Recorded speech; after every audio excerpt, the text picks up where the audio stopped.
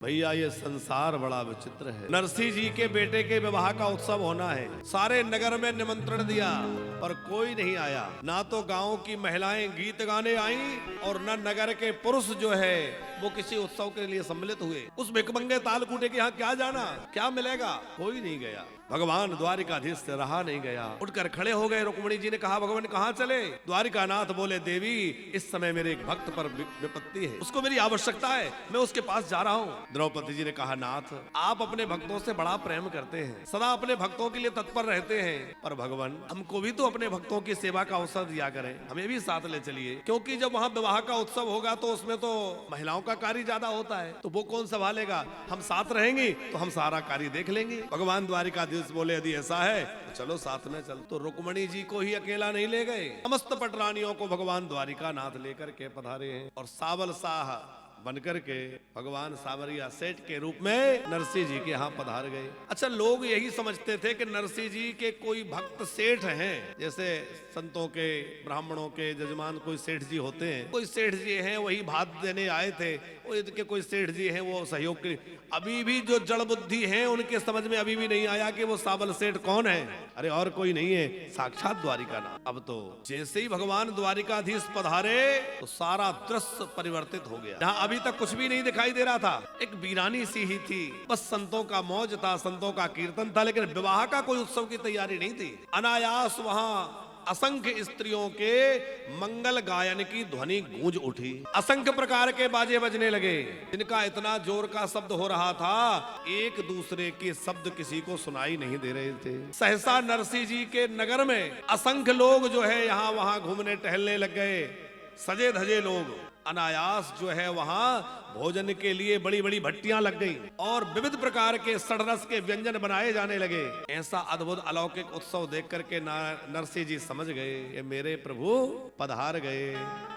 और नरसिंह जी तो आनंद विभोर हैं, इस बात की भी कोई चिंता नहीं थी कि क्या होगा, कैसे विवाह होगा, कोई फिक्र नहीं थी। बेटे का विवाह नहीं हो रहा था तो भी चिंता नहीं थी कि विवाह कैसे होगा कि नहीं होगा। संबंध तय हो गया, इतने बड़े घर में हो गया, कोई प्रसन्नता नहीं, कोई मन में ऐसा उत्साह नहीं कि हो रहा है, जैसी ठाकुर जी की इच्छा, परिवार तो नहीं का है। तो अब भगवान आए तो नरसिंह जी की प्रसन्नता किस बात की है, मेरे सावल मेरे द्वारिकानाथ पधारे हैं, गदगद हो गए श्री नरसिंह मेहता जी। और नरसिंह जी ने बड़े भाव से प्रभु को प्रणाम किया है। प्रभु ने आंखों में इशारा किया, अब चिंता मत करो, मैं आ गया हूँ। नरसिंह जी बोले, मुझे कोई बात की चिंता नहीं है, बस मुझे तो आपका गुणगान करना है। नरसिंह जी तो अभी भी भजन में निमग्न है, साधुओं के साथ मिलकर के। नरसिंह जी कैसी निष्प्रता है नरसिंह जी में, बारात में जाने के लिए भी तैयार नहीं थे।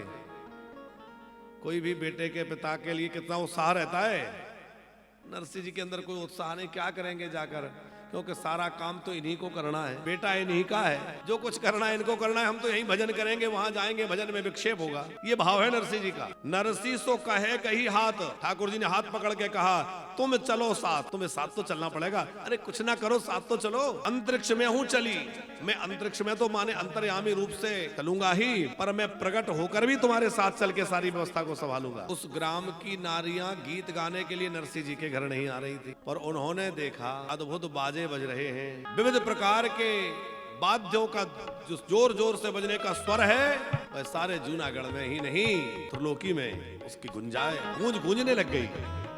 बड़ा दिव्य उत्सव प्रकट हो रहा है। ऐसे सुंदर नर नारी जिनका ऐसा सुंदर श्रृंगार है जो आज तक देखे नहीं गए, क्योंकि वो कोई साधारण मनुष्य तो थे नहीं। भगवान द्वारिकानाथ का परिवार है, परिकर है। द्वारिकाधीश का परिकर कोई सामान्य होगा? अच्छा, केवल द्वारिकाधीश के परिवार के परिकर के लोग ही नहीं पंकज जी, सब देवता आ गए। देवताओं ने सोचा कि भैया ऐसी बारात कहाँ मिलेगी। अरे ऐसी बारात का दर्शन तो भगवान द्वारिकाधीश के खास पुत्र पौत्रों के विवाह में भी नहीं हुआ, वहां भी सब जल्दबाजी में विवाह हुए, पर ठाकुर जी पूरे मौज के साथ विवाह के लिए बारात लेकर जाएं, ऐसा तो द्वारिका में पहले कभी नहीं हुआ जो आज होने जा रहा है। देवता दर्शन करने आए, बड़े बड़े सिद्ध ऋषि मुनि भगवत दर्शन की चाह लेकर के दौड़ते हुए चले आए, भैया भगवान का दर्शन होगा, भगवान पधारे हैं। जब बारात निकलती है तो एक रस्म होती है घुड़चड़ी। आप लोग समझते हैं घुड़चड़ी? पर को घोड़ी पर घोड़े पर बिठा करके पहले नगर में सब जगह घुमाया जाता है, अलग अलग नाम से उस चीज को लोक रीति में लोग कहते हैं। विवाह में 3 तरह से रीति चलती है, एक वेद रीति, एक कुल रीति और एक लोक रीति। वेद रीति जो वेद शास्त्रों में विवाह का जो वर्णन है, विधान कहा गया है, वो वेद रीति है। कुल रीति हमारे कुल परंपरा में कैसा होता है, और एक लोकाचार हमारे क्षेत्र में जो प्रसिद्धि हो। तो घोड़ी पर बिठाया गया, तो जब दुल्हे को घोड़े पर बिठाया गया तो ऐसा लग रहा है साक्षात श्री रघुनाथ जी जब अपनी बारात में गए थे और घोड़े पर विराजमान हुए थे, ऐसे अद्भुत लग रहे हैं, क्योंकि वो घोड़ी सामान्य नहीं है, बड़ी सुंदर उसकी शोभा है। ऐसे शब्द हो रहे, सुनिए ना बात है, और चित्रमुख किए ले विचित्र पट राई आए, और घोरी रंगे बोरी में चढ़ायो सुतरा। बड़ी सुंदर सुघड़ घोड़ी पर जो सजी है, उस पर जो है दुल्हा को बिठाया गया है। और उस दुल्हा का श्रृंगार किसने किया, यहाँ श्री प्रियादास जी वर्णन कर रहे हैं। चित्रमुख कियो ले विचित्र पट रानी आए, भगवान द्वारिका नाथ की पटरानियों ने बर का श्रृंगार किया। अब ऐसा सौभाग्य किसको प्राप्त होगा कि बर का श्रृंगार रुक्मणी जी कर रही हैं और पटरानियां कर रही हैं। अच्छा, प्राय नरसिंह जी के चरित्र में नरसिंह का भात कोई प्रसिद्ध है, पर उनके बेटे की सावल दास के विवाह में ठाकुर जी आए और ये सब लीला हुई, ये कम लोग कहते सुनते हैं, तो ये बहुत अद्भुत चरित्र है। सारी पटरानियां चित्र मुखे किए ले विचित्र पटरानी आए, और घोरी रंगे बोरी पे चढ़ायो सुत रात है। सुंदर सुघड़ घोड़ी पर सजा धजा के पटरानियों ने बिठाया और नगर में घुमाने लगे। सारे नगर वासियों ने जब उस दृश्य का दर्शन किया, उनके होश विदा हो गए। वो जान गए भैया नरसिंह जी के जो भगत हैं, मित्र हैं, सावल शाह आ गए, ये उन्हीं का वैभव है। अभी भी वो ये नहीं जान रहे जो विमुख लोग हैं कि भगवान आए हैं। लोगों ने सोचा कि भाई अब इतना बड़ा उत्सव हो ही रहा है तो हम लोग भी सम्मिलित हो जावे, हम लोग क्यों दूर रहे। कुछ तमाशा देखने आ गए, कुछ सम्मिलित होने आ गए, कुछ मान बढ़ाई के लिए आ गए, कुछ मिल जाएगा इसलिए आ गए। और चरित्र में श्री भक्तमाली जी लिखते हैं कि लोगों ने सोचा कि भाई भोजन की व्यवस्था हम लोग अपने हाथ में ले लें और सारा भोजन बांध करके घर पहुंचा दें, यहाँ वहां पहुंचा दें, ताकि इतने मेहमान आए हैं, भोजन का प्रबंध बिगड़ जाएगा और नरसिंह की हंसी हो जाएगी। अभी भी वो अपनी दुष्टता नहीं छोड़ रहे। आके सावल शाह से बोले कि आप कहें तो भोजन का जो व्यवस्था है हम संभाल लें। सावल शाह ने कहा संभालो। अब वो भोजन की व्यवस्था संभालने लगे तो उन्होंने क्या किया, बोरियां के बोरियां भर भर के पकवानों की वो घरों में ले जाना शुरू कर दिया, बांध करके पोटलियां, और घर पहुंचाने लगे। उनके घरों में जगह नहीं रही, घर भर गए। लेकिन यहाँ देखते हैं तो कमी नहीं हुई, क्योंकि जहाँ भगवान विराजमान है, रिद्धि सिद्धियां विराजमान हो गई, वहां कमी होगी, वहां तो कोई कमी नहीं है। अनेक प्रकार के व्यंजन, ऐसे व्यंजन प्रकट हो गए वहां जिनका लोगों ने नाम भी नहीं सुना, पहली बार देख रहे हैं ये क्या है। बहुत लोगों ने नरसिंह जी के नाम को खराब करने के लिए उन लोगों ने फिर भी कुचक्र किया, पर कोई कुछ बिगाड़ ना सका। और माणिक गौरी ने जब अपने पुत्र को इस तरह सजा धजा देखा, उस माँ के हृदय की प्रसन्नता का क्या कहें। माँ के अंदर तो भाव रहता ही है, धन्य है प्रभु आप और आपकी लीला। वो जानती है कि ये कौन है, वो क्या लीला हो रही है। असंख्य हाथी, असंख्य घोड़े, असंख्य रथ, जिनकी गणना नहीं हो सकती। अपार बारात जो है जूनागढ़ से बड़नगर के लिए प्रस्थान हुई। अब जब बारात चलने लगी तो बारात चलते कहाँ पहुंच गई, बड़नगर के, और चारों ओर नगर से कुछ दूरी पर घेरा लगा करके बारात ठहर गई। प्रियादास जी कहते हैं नरसिंह जी नहीं जा रहे थे, भगवान ने आग्रह करके कि देखो साथ में तो चलना पड़ेगा। अद्भुत बारात चली। बारात चली है तो हम लोग बारात का भाव लेकर, जैसे अयोध्या से बारात चली थी जनकपुर के लिए, अयोध्या से जनकपुर के लिए बारात चली, जैसे अयोध्या से अपार बारात चली, वैसे ही जूनागढ़ से आज बारात भगवान द्वारिकाधीश लेकर चले हैं। तो अद्भुत बारात है। यहाँ श्री प्रियादास जी कहते हैं बारात अपार और असंख्य है, जिसकी गणना नहीं हो सकती। कितने हाथी हैं, कितने घोड़े हैं, कितने रथ हैं, उनकी भी गणना नहीं हो सकती। चारों ओर से बड़नगर के बारात घिर गई। अच्छा, नगर में तो अभी तक कोई समाचार नहीं आया। लोग बैठकर विचार कर रहे थे कि लगता है नरसिंह बारात लेकर नहीं आएंगे। किसी ने कहा अरे नहीं आ तो रहे होंगे, किसी टूटी गाड़ी में आ रहे होंगे, अब किसी गड्ढे में गाड़ी गिर गई होगी तो गाड़ी टूट गई होगी। बोला नहीं, लगता है गाड़ी कीचड़ में कहीं अटक गई होगी। एक बोला अरे मुझे तो लगता है वो आएंगे ही नहीं, क्योंकि हमने जो चिट्ठी दी थी उसमें जो व्यवस्था लिखी थी वो नरसिंह जुटा नहीं सकता, तो डर के कारण यहाँ आएगा ही नहीं। वो तालकुटा उसके पास है क्या। तब तक पुरोहित जी को पता लगा कि नगर के चारों ओर बड़े जोर के बाजे बज रहे हैं। दौड़ कर देखा तो पता चला हो, क्योंकि उनके तो मन में लगा था कि मैं तिलक दे के आया हूं। पुरोहित जी जान गए कि ये प्रभु की लीला प्रकट हो गई। जाकर उन्होंने बारात का दृश्य पुरोहित जी ने देखा और मदन राय जी से, अपने जजमान से आकर कहा अरे सेठ मदन राय, अब करो बारात के स्वागत की तैयारी। तुम्हें बहुत लगा था ना बड़ी बारात आ जाए। ऐसी बारात आई है कि तुम अपनी सारी संपत्ति लगा करके घोड़ों के घास का भी इंतजाम नहीं कर सकते। इतने घोड़े बारात में हैं कि पूरी संपत्ति लगा दोगे तो घोड़ों का घास नहीं खिला सकते। बारातियों को खिलाना पिलाना तो बहुत दूर रहा। मदन राय को भरोसा नहीं हो रहा था।